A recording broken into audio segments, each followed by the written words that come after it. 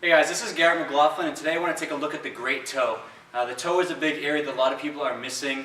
A lot of people really don't have the proper range of motion through the toe, and when you don't have that in the natural gait cycle, as you come back, we usually strike with our heel, we swing forward, and then we need to come into that extended toe position like that, where our toe is pulled back into this position, into extension.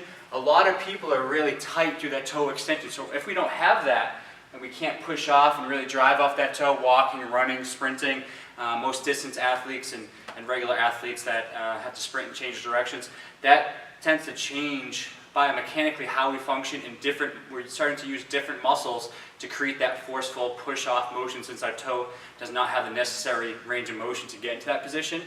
So what we need to do first is kind of just see, if we're sitting here, we want to pull back and see how much motion we have through that toe. Typically, we want to have between 70 to 80 degrees of, it's called metatarsophalangeal extension. So pulling back that toe to see how much motion we have there. And that should be different depending on your ankle position.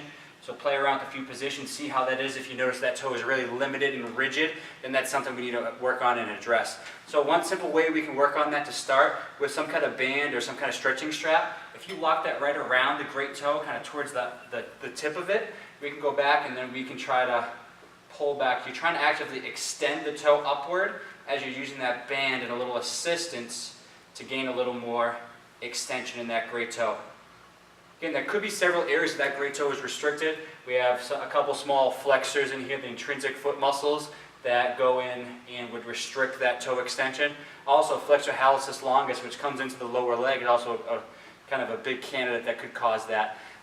So again, that's a good starting point right there, using a band or some kind of stretching strap to work on increasing that toe extension.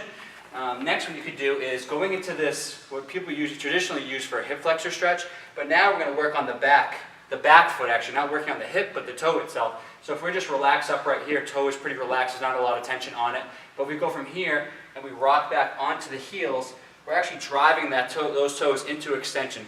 So it's not necessarily something we want to crank on or really force, but just comfortably. If you know you're tight, you don't have to go back too far. You can probably sit in this position, drive those toes up into extension, and then relax. So we're shifting our body weight back. Again, the further we shift, the more back on that heel that we sit and put our weight down, the more extension to that toe we'll get. So that's a good other way to get some toe extension. Lastly, a thing you can do is what's called the body saw. This is an exercise, it's a plank variation that I like to throw in a lot of people's programs, a lot of runners and athletes, because you're getting good calf and foot flexibility. So if you're down to a plank position here, all you're going to do is you're on the toes, you're going to rock backwards, you get that toe extension right there, and then forward. So off and on, you're going into that position where the toe is having to go into extension. It helps loosen up the calf, loosen up the foot, and really get some good extension through the toe. So there's several ways. You can take a look at your own great toe, something people don't look at often enough. A lot of importance there. When we have issues with the great toe, we usually see other issues in the foot, in the low leg, all the way up to hip and low back. Could cause a lot of issues if not corrected. So take a look. We want at least, 70 to 80 degrees is in a good range of toe extension. See what you have, and if you don't have that, work on it.